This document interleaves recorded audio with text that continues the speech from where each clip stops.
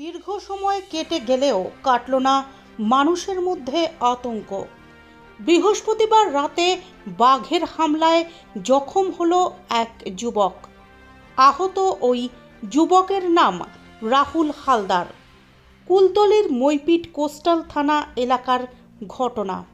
এই ঘটনাকে কেন্দ্র করে চাঞ্চল্য ছড়িয়েছে গোটা এলাকায়। ঘটনাস্থলে বন দফতরের কর্মীরা। স্থানীয় সূত্রে জানা গিয়েছে, বৃহস্পতিবার রাত্রে নদীর পাড়ে দাঁড়িয়ে ফোনে কথা বলার সময় অতর্কিতভাবে পেছন দিক থেকে ওই যুবককে আক্রমণ করে একটি বাঘ। অন্ধকারে প্রথমে বুঝতে না পারলেও পরবর্তীকালে ওই যুবক দেখতে পায় তার পিঠ ক্ষতবিক্ষত হয়ে গিয়েছে, অঝরে ঝরে পড়ছে রক্ত। এরপর ওই যুবক পরিবারের সদস্যদের কাছে সমস্ত ঘটনা খুলে বলায় এলাকাবাসীদের তড়িঘড়ি সমস্ত ঘটনার কথা জানায় ওই যুবকের পরিবারের সদস্যরা। এরপর জখম ওই যুবককে নিয়ে আসা হয় জয়নগর কুলতলি গ্রামীণ হাসপাতালে।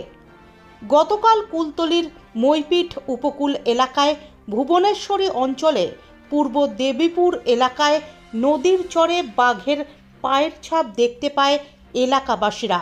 আর এই ঘটনাকে কেন্দ্র করে আতঙ্কিত হয়ে পড়েছিল গোটা এলাকা।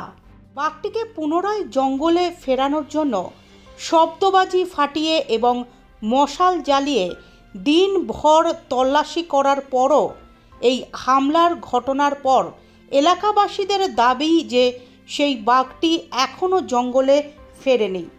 এই ঘটনায় আতঙ্কিত হয়ে পড়েছে গোটা গ্রাম। এলাকায় বাঘের আতঙ্কে রাত জেগে পাহারা দিচ্ছে গোটা এলাকার গ্রামবাসীরা। বন দফতর সূত্রে জানানো হয়েছে, বনকর্মীরা ইতিমধ্যেই ঘটনাস্থলে পৌঁছে গিয়েছে এবং এলাকাবাসীদের সতর্ক করার কাজ চলছে মাইকিং করে। পাশাপাশি বাঘটির পায়ের ছাপ অনুসরণ করে বাঘের গতি প্রকৃতির ওপরও নজর রাখা হচ্ছে। বাঘটিকে পুনরায় জঙ্গলে পাঠানোর জন্য বন দফতরের কর্মীরা একাধিক ব্যবস্থা ইতিমধ্যেই গ্রহণ করেছেন।